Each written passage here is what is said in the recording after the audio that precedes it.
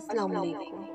انسان اس وقت ٹوٹتا ہے جب اسے اسی کا انتخاب دھوکہ دیتا ہے۔ میں اپنے گناہوں سے شرمندہ ہوں، یا رب مجھے معاف فرما اور مجھے سجدوں کی توفیق عطا فرما، آمین۔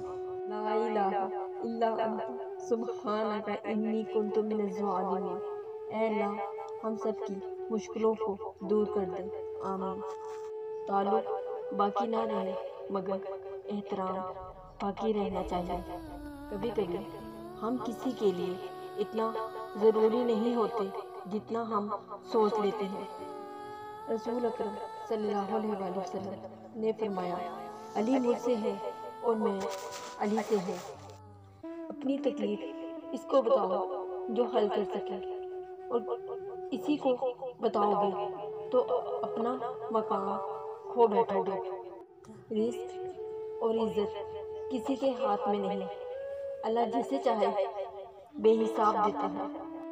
نصیب کا پیار اور غریب کی دوستی کبھی دھوکہ نہیں دیتے۔ پھلدار کے نصیب میں ہے پتھروں کی چوٹ، یہ حوصلہ نہیں ہے تو پھر بے ثمر ہو۔ ہر چیز کا صدقہ ہوتا ہے اور عقل کا صدقہ یہ ہے کہ جاہل کی بات کو برداشت کرنا۔ سنا ہے ہر شخص تم سے خوش ہے، کیا تم واقعی اتنے منافق ہو؟ دل صاف نہ ہو تو ماتھے پر محراب نہیں داغ ہوتا ہے۔ صدائے خون سے بھی پہلے کسی جہان میں تھے، وجود میں نہیں تھے مگر خدا کے دھیان میں تھے۔ غلطی کرنا آدھی غلطی ہے اور غلطی کر کے اس کا اعتراف نہ کرنا پوری غلطی ہے۔ جب ماں پر نظر پڑتی ہے تو احساس ہوتا ہے کہ ابھی بھی دنیا میں محبت باقی ہے۔